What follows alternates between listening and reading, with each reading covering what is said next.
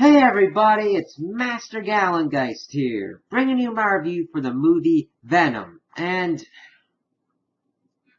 the movie's not as bad as I've seen the critics talking about, but I mean, it still has some issues. One of the chief among them is that it's PG-13, whereas Venom should be more of an R-rated character. It's the main kind of problems that usually run into like Wolverine and Deadpool. Now, I still think they kept Venom up to his kind of bloodthirsty kind of ways, but I mean, you're kind of constrained in what you can do. And if they're trying to go in the direction that they're going to be going in, what the end of the movie kind of suggests, it will need to be R-rated. If you try and do anything towards the end more PG-13, it's not going to work out as well. So, the movie starts off and we see that this shuttle from this Life Foundation corporation is coming in. They've got these 4 specimens, but something goes awry and the shuttle crashes in Malaysia. They found 1 astronaut alive and 3 of the specimens, but they can't find the other specimen. And the astronaut that it is Jameson. One of the kind of issues with this movie is that it's not directly linked to the Spider-Man universe. It's really kind of weird. I would have kind of just rather them not, if they were not going to link it to Spider-Man, to excise as much as possible. I'm like, oh, Jameson, J. Jonah Jameson, place where Peter Parker usually works at, and I'm like, oh, okay, well, he gets kind of screwed over a lot. Dead, pretty much. Because they're taking him off in the ambulance, he is possessed by the symbiote, and makes the van crash and hops over into another body and walks off. That kind of portion of it, of this symbiote just trying to like get through and do its objective, the horror kind of aspect is done very well, because that woman walks into a place, starts eating stuff, and dude's like, what the hell? Gets one of, like, makes this weapon, kills the dude, and everybody's freaking out, trying to go at it. You know, the horror and terror of that kind of what was going on, I wish was focused on more, because you don't really see that much in superhero movies, and I really wanted that kind of aspect, kind of almost Thing-ish kind of going on with it. I'm like, ooh, that's kind of cool, but that's not as much of the bulk of the movie. And it's really strange what kind of happens, because there's certain instances where editing and shifting of certain things just kind of come out of nowhere, or it's not clear how we were at this scene and then we suddenly shift to like the Life Foundation or whatnot and them doing tests. Like, it's just more jarring than it really needed to be in certain instances. Like, oh, okay, whatever. But we see that kind of thing going on. We see it as it's trying to make its objective. That's kind of done in the background sporadically. The main bulk of the beginning of the movie is focused on getting us introduced to Eddie Brock and his kind of life, which I liked. Showing him as an investigative journalist, having a kind of online show, doing all these kinds of things, and I'm like, okay, that's kind of cool. We kind of get it kind of quickly, and then it kind of leads to some kind of dead space a little bit, but it's just more that I wish that the execution had been better, not that I didn't like what we saw. I'm like, oh, okay, this is him. He's got a lawyer fiance named Anne, and a cat. Okay, I kind of see this kind of stuff. All right. Eddie then goes, his boss tells him that he needs to interview Carlton Drake, who's the head of the Life Foundation, kind of similar to Tesla, Elon Musk kind of thing. Well, Eddie's getting prepared for it. He really doesn't want to do it because his boss wants him to play softball with the guy and just ask about the shuttle rocket and everything, and Eddie doesn't like the dude. If he had his way, he'd pin him to the wall. And I really like what Tom Hardy did as Eddie Brock. I really liked how he portrayed the character and what we saw of the character, because his issues are that he thinks that he is the main one to kind of like fix things to a degree, and that he had been run out of New York. He really always wants to kind of go for the truth, and that this gets him in trouble a lot.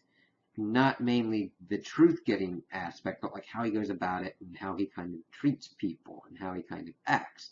Because his girlfriend is a lawyer that is trying to defend the Life Foundation against all these kind of lawsuits. He sees this email memo pop up and sees about like wrongful death suits and brings that up in the interview. It's of course shut down. Eddie loses his job. His fiance loses her job and then breaks up with them, and we then move to 6 months later. We really see that Eddie is a real down-to-luck kind of guy, and he gets really screwed over. And very good kind of parallels to Peter Parker. Now, granted, the main difference is that Eddie kind of has the more negative attitude, Peter has the more positive attitude to kind of persevere and everything. But Eddie's moved to another place. He sees this one store owner woman getting shaken out by this one person and can't really do anything about it. He's made friends with this homeless person. I'm like, oh, okay, cool. Okay, this is kind of where his life is. He's kind of in a seedier neighborhood and all that. Well, the symbiotes are being at the Life Foundation. They're experimenting on them and everything. We find out that they need oxygen hosts that can breathe oxygen to survive, and they're trying to figure out the bonding processes. They bonded to a rabbit, and Carlton Drake's like, okay, let's move to human trials and everything. And his lead scientist, Dora, doesn't really like that. And she, of course, is just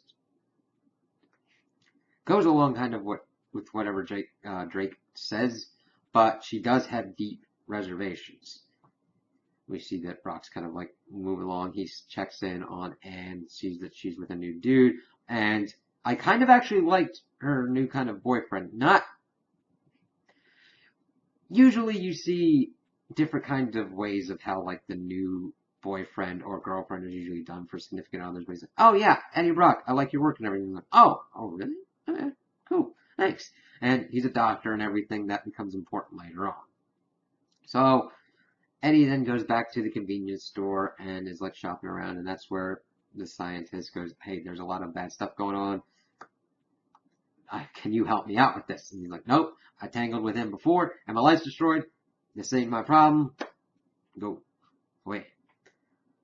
Of course, Eddie's trying to think about all this kind of stuff, and he does come to the realization eventually that he's going to help her out. She gets him into the compound. And at this point, we've seen that the homeless woman that Eddie had befriended has disappeared as well. That factors into the people that they've been testing on. Because we see Drake had been using this one person, and Isaac, he's like, oh, okay, he goes in this whole biblical spiel, but they just unleashed the symbiote. It doesn't work, and it goes out. He's like, all right, send to the next person. And he just is trying to figure out how to use these symbiotes. Because he knows that the planet is in trouble, and he wants to use these symbiotes to move out into the stars and for humanity to survive that way. Well, Eddie is like looking around Peak and has all these photos and everything, and eventually sees the homeless person that he befriended. And he tries to get her out. He does, but she attacks him, and that's how he gets bonded to the Venom symbiote. And he got it in him, and he sees that she's dead, and he's like escaping from these security forces, doing all these things. Now, my only problem with him escaping like this is I kind of would have liked more points in the escape sequence where he's like, how am I doing this? Because he like jumps off walls, really climbs a really tall tree. Now granted, he does kind of show more surprise and everything in that portion, but he like bowls through a fence and doesn't really look, I mean, he kind of looks phased, but we don't always see that reaction of like, I just bowled through a fence with my body and I'm freaking fine. Okay, whatever. But he's able to escape.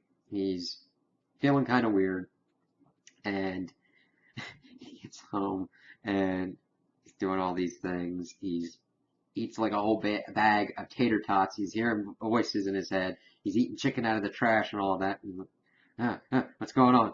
And he's like looking in the mirror. He hears this voice really loud.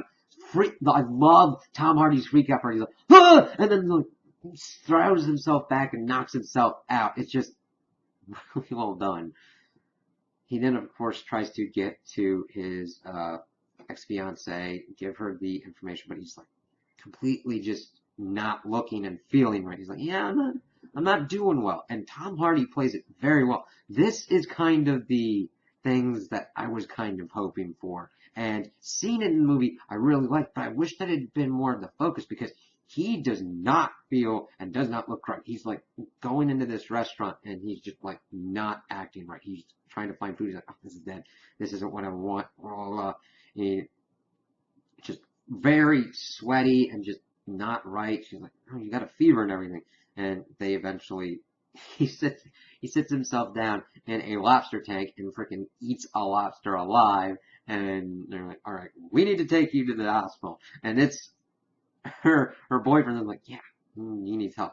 They try to do an MRI on him, and he's like screaming and everything because it's the sound. Symbiotes don't like high frequency sounds or fire. I'm like, oh, cool. You know, and it's like, yeah. And like, all right, we're gonna check these results and see what's going on with you. All right? Yeah.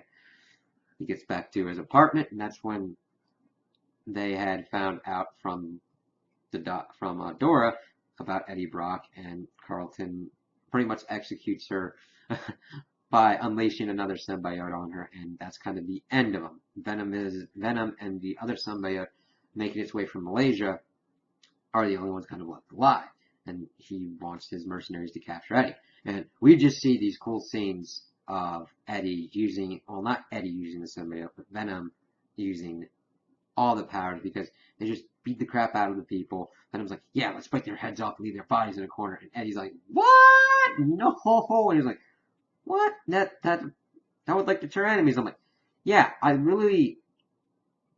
they did a very good job of differentiating between like Eddie's personality and Venom's personality. Venom is pretty much a hardened kind of predator. And I like that they leaned into that. I just wish that if they'd given it a R rating, they could have leaned into that a little bit more. But he's trying to escape. We get this car chase that, of course, kind of goes on for a while. But I understand why they do it, because they show off more powers of what the symbiote can do. And I get it for that. It's like, all right. So he's going through, doing all these kind of cool things, but he does get hit by one of the cars. And the lead kind of mercenary dude's like, all right, I got you. And Eddie is lying on the ground, broken. He's like, oh, God. But then that's when Venom comes out, heals all of his injuries, and creates the iconic Venom suit. Now, granted, it doesn't have the Spider-Man chest, but they make Venom look menacing. And the graphical effects for what symbiotes can do are exactly what they should be. They're fully realized because it's more of a liquid, gooey, disgusting kind of creepy thing, and you see him just be like, ah, and everything, and just, oh God, and he eventually bites the head off of one of the mercenaries as he escapes. It's like, holy shit, yes, that, but more. Like, Venom is supposed to be this balls to the wall destructive force, and Eddie's just supposed to get into kind of course, symbiosis with it and try and find a harmony. And I just really, I don't know how else to say it. They really nailed Venom's look and just his power set. Because that's what you really want to get right in a movie, and really to try and differentiate itself from any kind of other heroes or villains out there. And just seeing Venom go around, going and just being crazy works very well. So he kind of escapes. He gets to his boss's building to try and get the information there. And, well, we also get a kind of information lowdown from Venom after he's kind of escaped the mercenaries and the police. Venom's pretty much like, yeah, you're a loser, and if you work with me and bring my symbiote friends here and devour your planet, I'll see if I let you live. And Venom's very condescending towards Eddie at first. And as we get throughout the movie, he kind of starts understanding Eddie later on because he knows everything in his head. So they're trying to figure out what to do. He's like, all right, I gotta get this information to him. We get that Carlton has then been taken over by the last remaining symbiote, and is trying to figure out what to do with that, because that comes in a little bit later. But Eddie is able to get into the building, see what's going on, like gives the information that he needs to his boss, well, his former boss, but he then has to fight, has this cool fight scene with kind of like the SWAT people.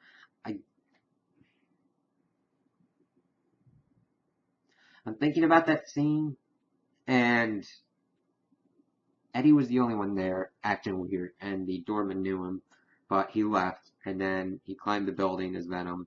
An airplane went ahead and kind of like freaked Venom out. They're kind of sliding to their doom, but Venom's able to save them. They get into the building, and he just puts it down there. By the time Eddie gets down to the main floor, because he decides to take the elevator while Venom calls him a pussy for not jumping out the window, the SWAT team's there. I don't know why the SWAT team's there. I mean, it's set up for a cool action set piece of Gas and Venom just like beating the crap out of these SWAT officers and taking bullets and not doing anything, but I don't know why the SWAT people are there. Anyway, he then kind of goes back down and sees kind of what's going on. I'm like, you need to go to the hospital. And he's like, yeah. He kind of apologizes to her. Venom is kind of like talking to her, like, yeah, this could be the last time you could ever do that. They get in there, and the doctor kind of gives him the lowdown that whatever's doing is eating your organs. And Venom's trying to like put the brakes on, like, no. And I understand that it needs a host, and granted, if it's not given a high enough food source, because it's changing his metabolic rate and everything, it's going to eat his organs.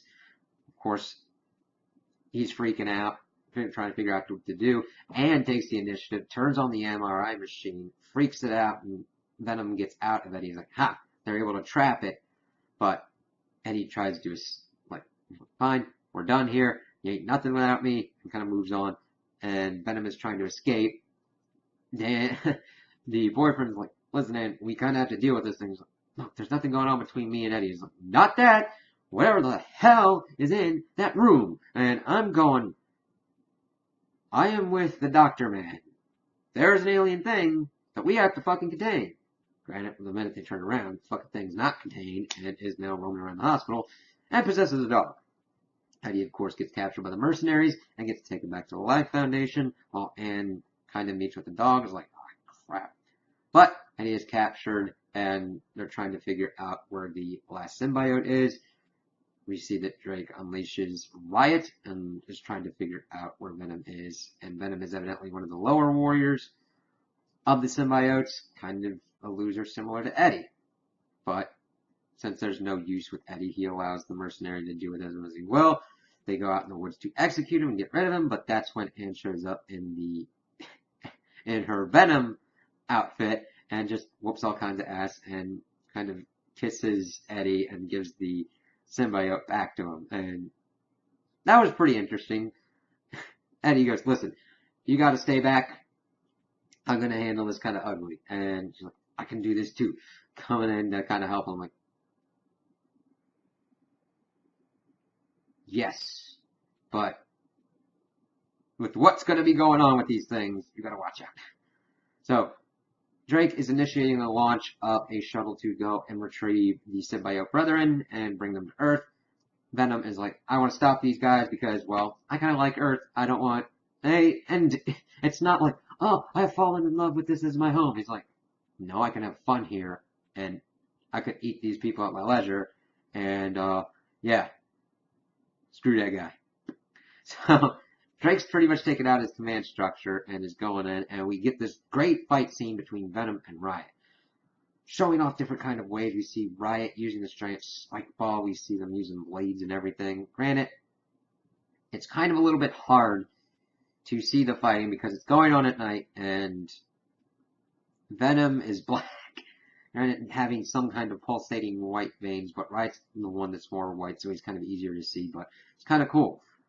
And of course is able to help from the command structure. She gets into the command control center, and Riot is trying to get up. They get their symbiotes kind of knocked off of him, and we see Drake and Eddie kind of fighting, but Drake's able to get back, hit somebody at first and stabs Eddie through the chest, but Venom comes back in and saves him, and they're able to take and kind of destroy the shuttle, but not without hurting Venom. Well, it looks like he's dead, but he's not. We get a little bit later, Eddie's talking with Anne.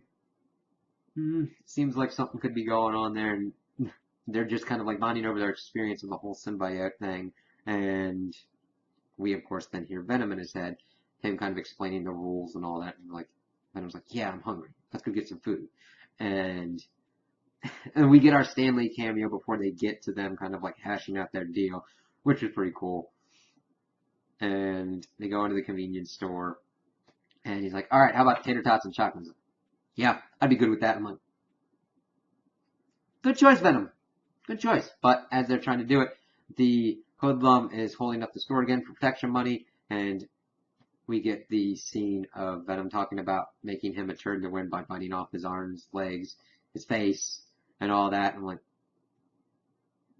I don't know if Venom would even really monologue to the dude, to be honest with you. I mean, I get the scene, and he's like, what the hell are you? He's like, we're Venom. And I'm like, you know what? On other mind, and then eats them. I can understand that, kind of like to try and figure out what Venom's trying to do, but I could have rather just seen Venom just move to eating him. Like, oh yeah, I'm okay. And you're like, what the hell is wrong with you? I got a parasite. And throughout the whole movie, he's like, I'm not a parasite. So that's where the movie ends. Then we get the mid-credits scene of Eddie going to San Quentin prison and interviewing a serial killer. Try and find out more bodies. We find out that this is Cletus Cassidy, played by Woody Harrelson. I have no problem with Woody Harrelson. The wig could have been a lot better done, or they should have just had him bald. Because the wig's just, like, okay. And evidently he's, like, written in his cell, welcome Eddie in his own blood. And I like that they're setting up for Carnage. But Carnage and Cletus Cassidy are some of the, like, the most depraved duo. Like, one of the most depraved duos in the Marvel Comics line. They are nasty sons of bitches, and it's gonna be hard to use them to their full potential at a PG-13 movie. Not saying it couldn't be done, but it's gonna be some hard work. Because that's a very big villain for Venom to go for, and a really good challenge that I'd really like to see. So we'll have to see how that goes on. And we have it, it's going to be a little bit harder for this to kind of work out, because usually Eddie has been in prison with Cletus Cassidy. Venom gives birth to Carnage. That's how Cletus Cassidy gets the Carnage symbiote.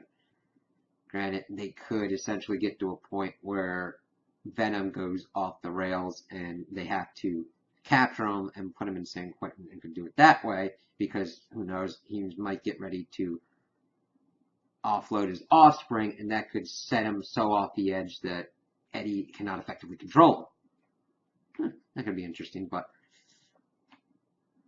I like the credit scene, but I'm like, that wig, man. That wig. Oh. And Woody Harrelson, I think he can do a good job as Cletus Cassidy. I could have rather wanted maybe the guy they got to do Rorschach in the Watchmen movie. I think he would have done a good Cletus Cassidy. But I'm not saying that he's bad. We've only seen him in a mid-credit scene, so we'll have to see how this does and if they decide to do another sequel. Which, financially wise, would make sense. It's just I don't know what Sony's goal is with this movie. Because it's really strange to try and make a movieverse around mainly secondary characters around Spider-Man without Spider-Man heavily involved. Well, not heavily involved, but at least involved enough to be like, okay. So we'll just kind of have to see how it goes. So those are my opinions on the movie. Tell me what you guys think in the comments below. If you liked it, if you didn't like it, if you agree with me, if you disagree with me. Also like and subscribe, and I hope you have a good day.